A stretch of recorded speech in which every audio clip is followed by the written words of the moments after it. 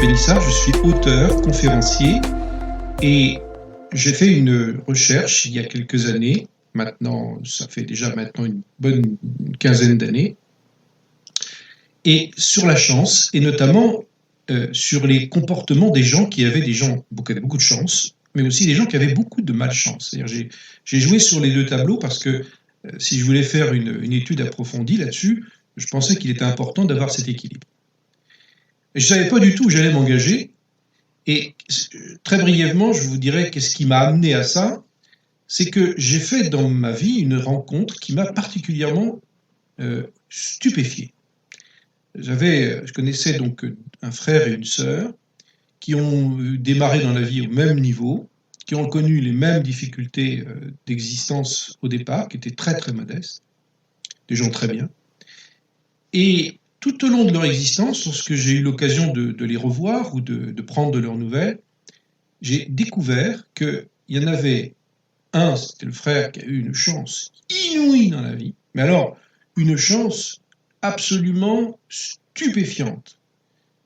Tout se transformait en or dans ce qu'il faisait, et il rencontrait des difficultés comme tout un chacun, mais à chaque fois ça se tournait toujours à son avantage. Et encore aujourd'hui, au jour d'aujourd'hui, où c'est quelqu'un de vivant et de bien vivant, il est exactement dans la même configuration, c'est-à-dire que la chance tourne toujours pour lui. Et sa sœur, eh bien, qui était plus instruite, qui avait plus de bagages, qui semblait finalement au départ, plus armée pour pouvoir s'en sortir, alors que, j'ai oublié de vous le dire, mais le premier était en échec scolaire grave, eh bien, elle, au contraire, elle apprenait très bien.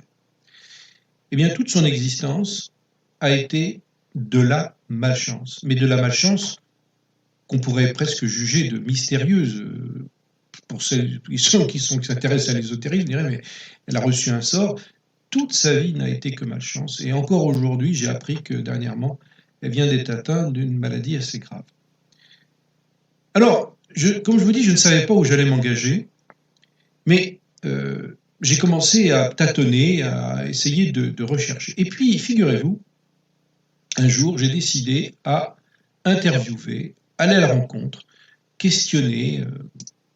Alors ça a été des envois d'emails, ça a été des interviews, ça a été des coups de téléphone, ça a été des rencontres de gens qui avaient beaucoup de chance, et puis des gens qui avaient beaucoup de malchance. Et je vous assure que plus j'avançais dans cette démarche, qui a duré plus de 3 ans, plus je me suis rendu compte qu'effectivement, il y a un facteur chance et un facteur malchance. Et que ce facteur chance et facteur malchance, contrairement à l'idée reçue, n'est pas du tout lié au simple hasard. Je ne dis pas que le hasard n'existe pas, bien sûr qu'il a sa présence. Et les mathématiques sont là pour le démontrer, les statistiques. Mais il y a aussi d'autres aspects qui démontrent qu'il y a des facteurs où on peut changer et modifier des situations de chance en malchance ou de malchance en chance. Alors, soit on en est conscient et on le contrôle, et soit on n'en est pas conscient et on ne le contrôle pas. Une chose est sûre, c'est que les gens chanceux que j'ai rencontrés sont des gens qui ont une vie absolument extraordinaire. Certains ont été des gagnants de jeux plusieurs fois, mais la chance, ça n'est pas que les jeux. Il y a des gens qui sont très chanceux, qui n'ont jamais joué au jeu, et pour l'exemple du frère et de la sœur, ni l'un ni l'autre n'ont joué au jeu.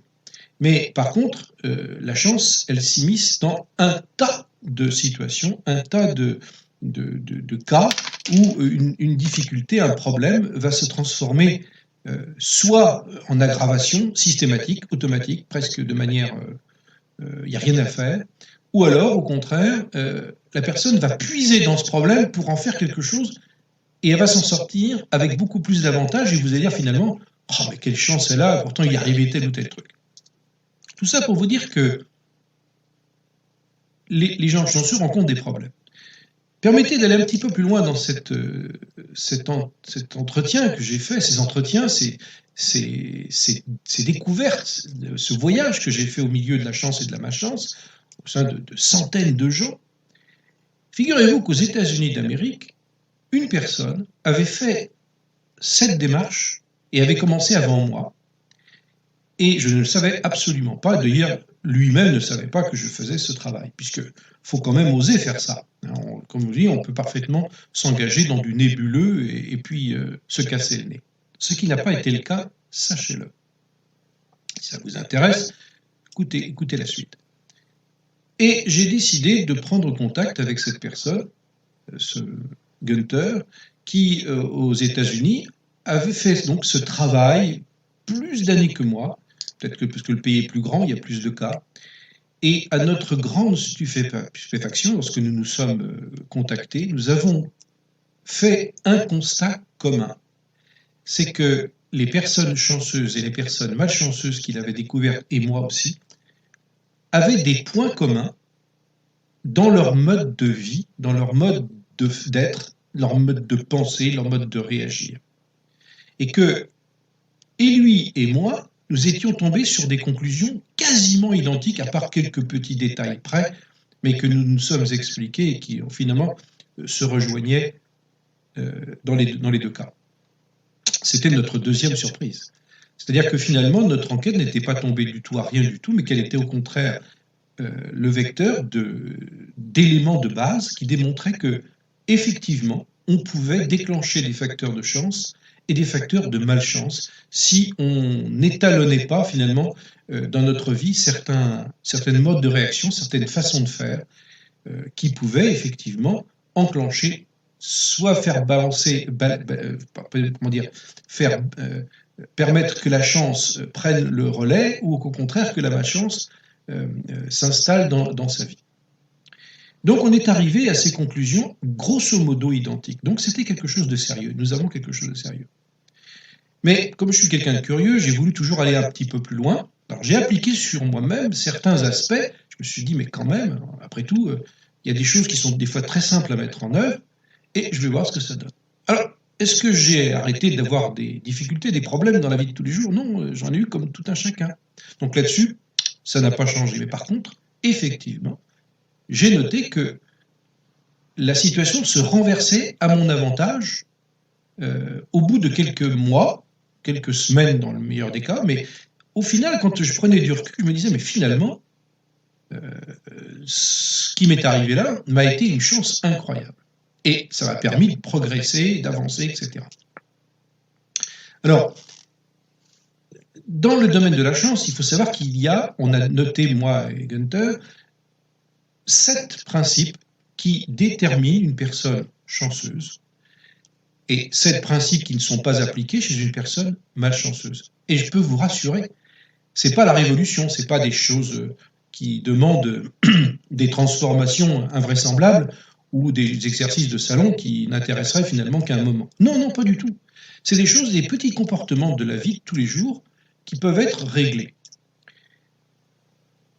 J'ajouterais que j'ai fait une nouvelle découverte pratiquement à la fin de cette étude où j'ai vraiment pu mettre des mots sur ce que on peut appeler la notion de hasard et pourquoi le hasard peut être influencé. Alors, le hasard, je vous le répète, il existe. Et donc, il a ses propres lois et on n'y peut rien.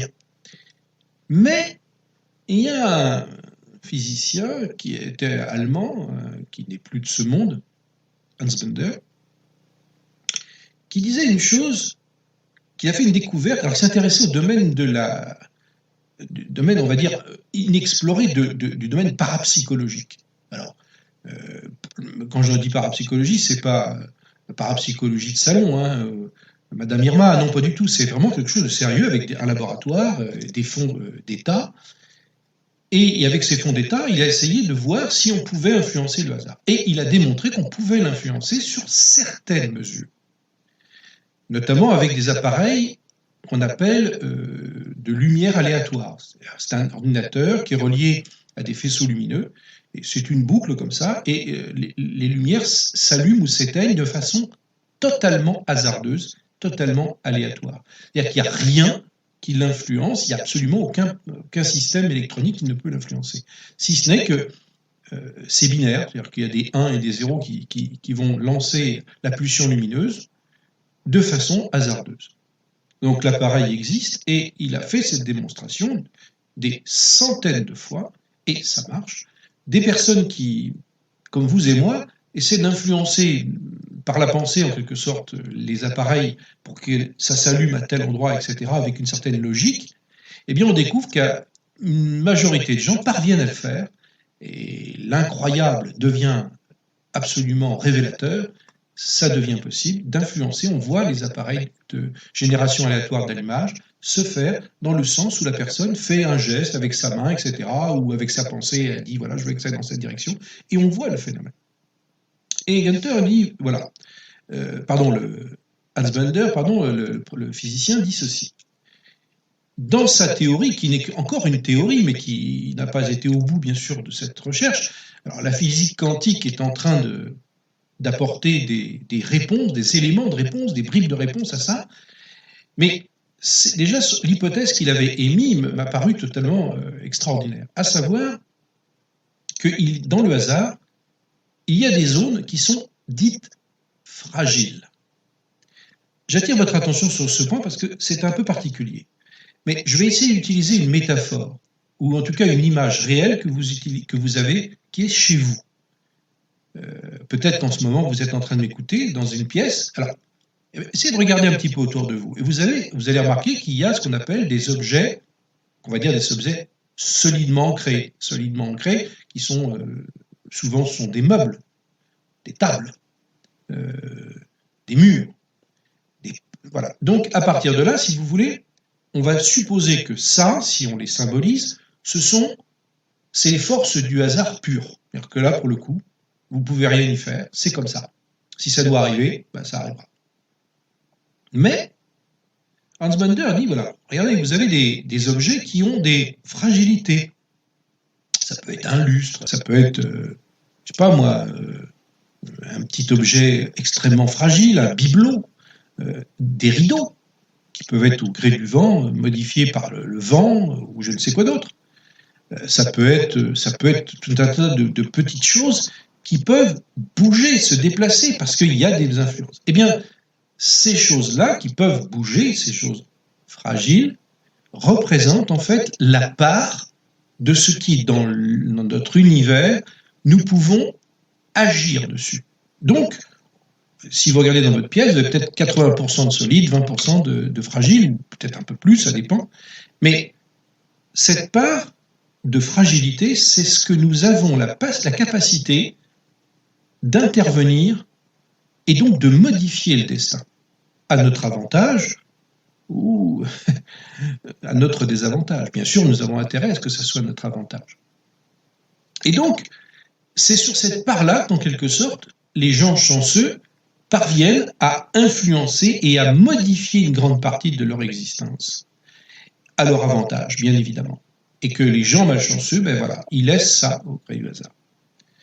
Un deuxième aspect que je voudrais vous parler, c'est que le domaine de la chance, même si c'est toujours un domaine extrêmement mystérieux, on a découvert, moi et Gunther, que les gens qui étaient relativement malchanceux avaient adopté toujours un comportement dans leur existence qui était mis très très en avant, en tout cas c'était mis en relief.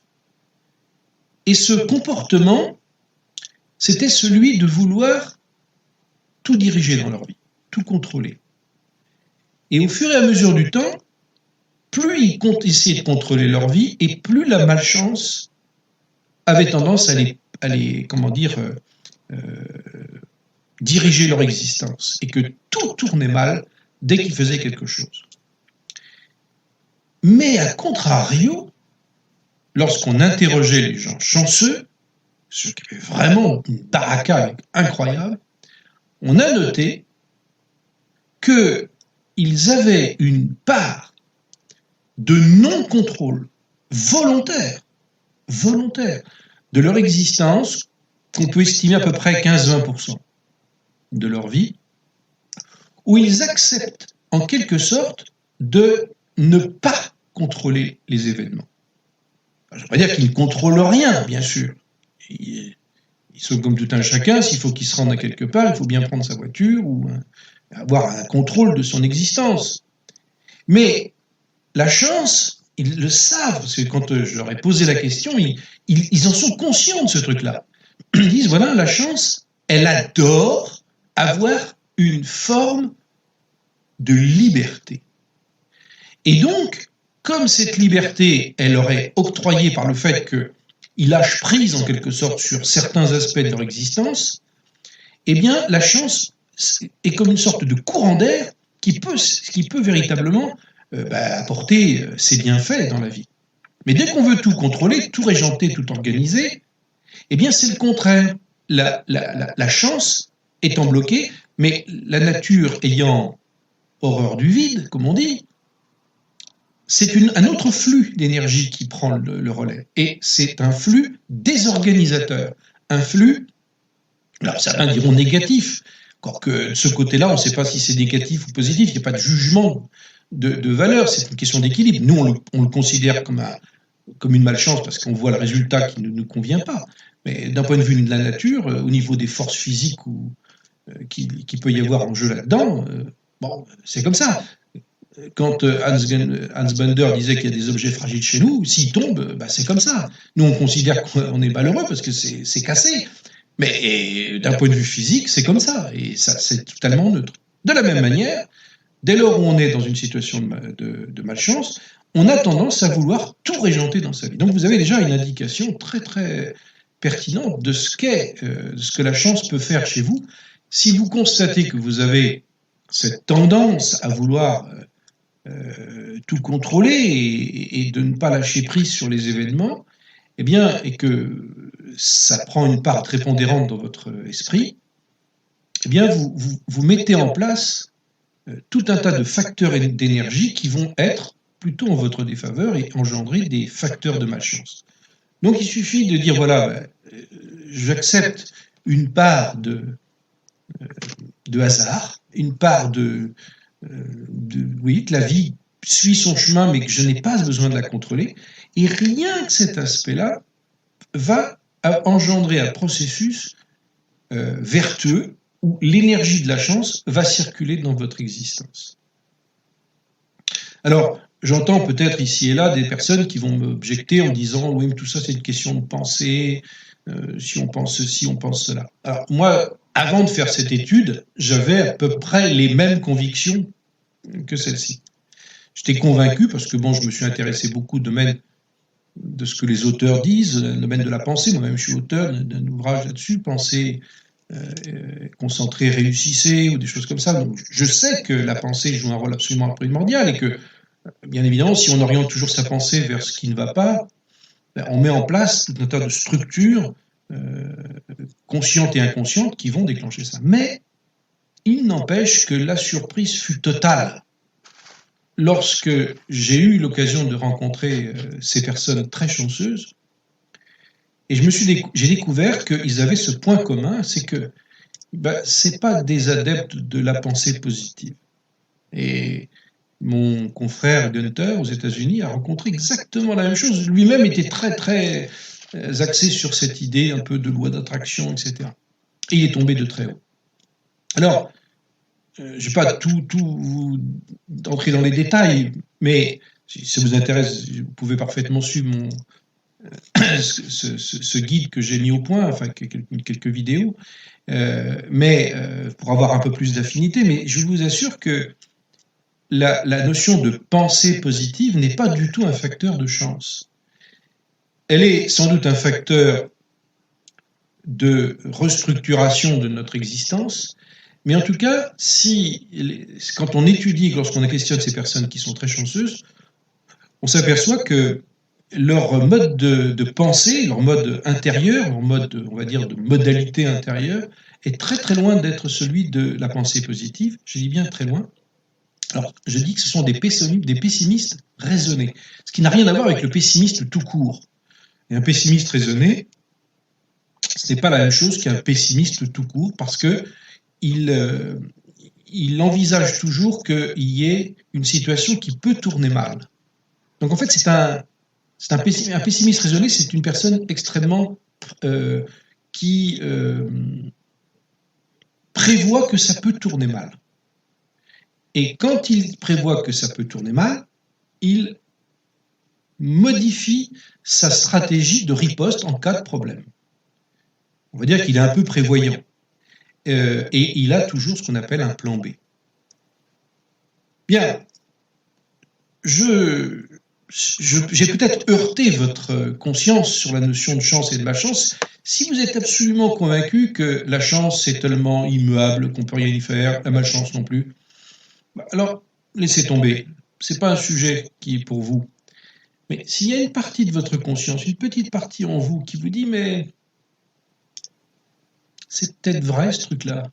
Il y a peut-être quelque chose de vrai à étudier là-dedans. En tout cas, moi, l'étude que j'ai faite pendant des années, elle a été faite sérieusement. Et mon ami Gunter, pareil. Et je vous assure que si ça vous a interpellé, vous voyez, après tout, il y a peut-être des lois de la chance dans ma vie que je pourrais peut-être mettre en place, qui me permettraient d'être plus chanceux, qui sait peut-être de gagner au jeu, qui sait peut-être de m'en sortir un peu mieux dans la vie quand je rencontre telle ou telle difficulté, que ça se tourne plutôt à mon avantage plutôt que le contraire. Eh bien, je vous invite à suivre vous avez un lien qui est en dessous. Vous allez dessus, vous commandez ce programme. En fait, c'est une sorte d'étude. Oui, voilà, c'est ça.